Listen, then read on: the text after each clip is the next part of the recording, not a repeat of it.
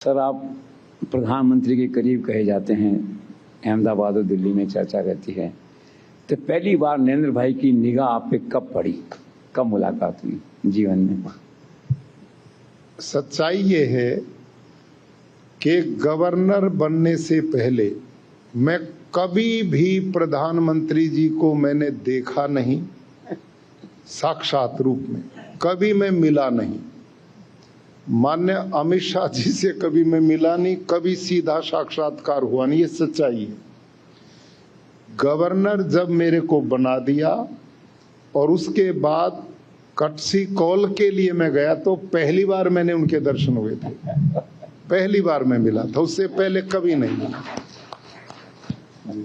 और ये अनुभव मैंने अपना नहीं देखा, तो मेरा 9 साल का अनुभव हुआ। तो ये पद्मश्री, पद्म विभूषण, बड़े बड़े सम्मान, ऐसे लोग मेरे को मिले जो बेचारे पैर में चप्पल भी नहीं पहन पाते थे, रात दिन अपना काम करते थे। कभी उन्होंने सोचा नहीं हमें सम्मान मिलेगा। पहली बार सैकड़ों लोग मेरे परिचय में ऐसे हैं। इन 9 साल में मैंने ऐसे लोगों को जैसे मैं था वैसा देखा। बहुत बढ़िया। कभी नहीं सोचा कि इन लोगों को सम्मान मिलेगा। इसके लिए प्रधानमंत्री नरेंद्र मोदी जी एक अलग सोच रखते।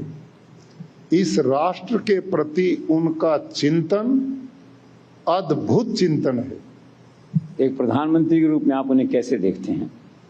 मैं ये मानता हूँ, ओवरऑल एक नागरिक के रूप में, एक प्रधानमंत्री के रूप में मैं ये मानता हूँ चंद्रा जी कि किसी राष्ट्र का ये सौभाग्य होता जब उसको ऐसे नर रत्न मिलते हैं। वो गुजरात में आते हैं, उनका अपना कोई घर नहीं है, कभी वो किसी बड़े होटल में कभी नहीं रुकते।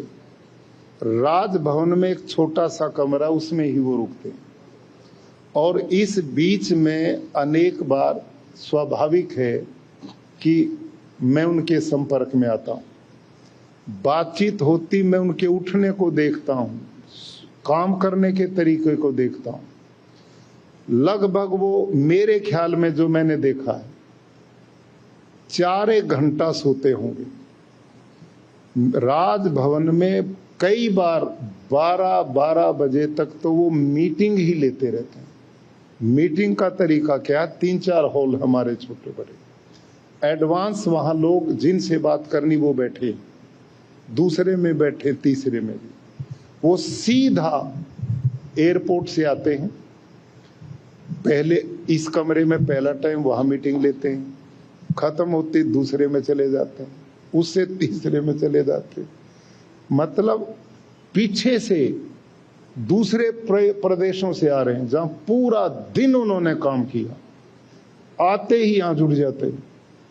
तो जितने लोग मीटिंग्स में भी आते हैं, मिलते हैं, तो वो आश्चर्य करते हैं कि साहब को कितनी ईश्वरीय देन है।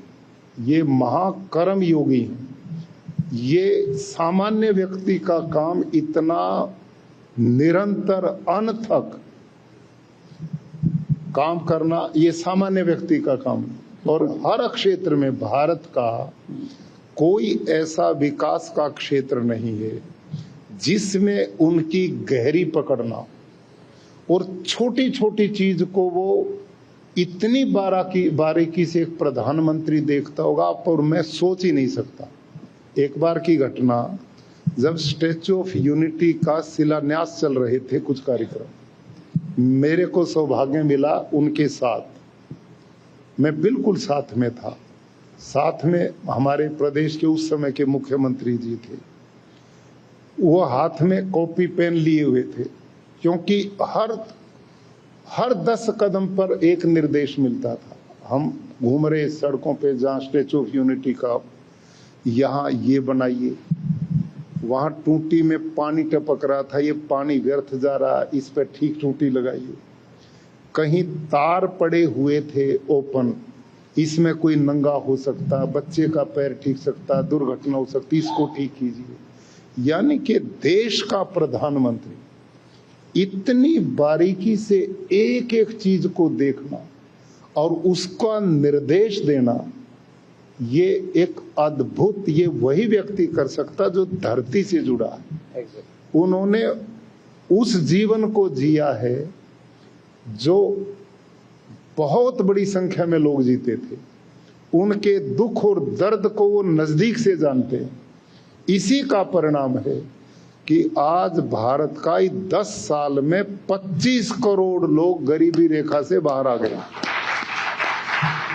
कई लोगों के लिए मकान बनाए जा रहे हैं, नल से जल भेज रहे हैं, महिलाओं की सुविधाओं के लिए, युवाओं के लिए भारत का समग्र विकास, कहीं एयरपोर्ट बन रहे हैं, सड़कों का जाल बिछ रहा है, इंफ्रास्ट्रक्चर अद्भुत ढंग से भारत में विकसित हुआ।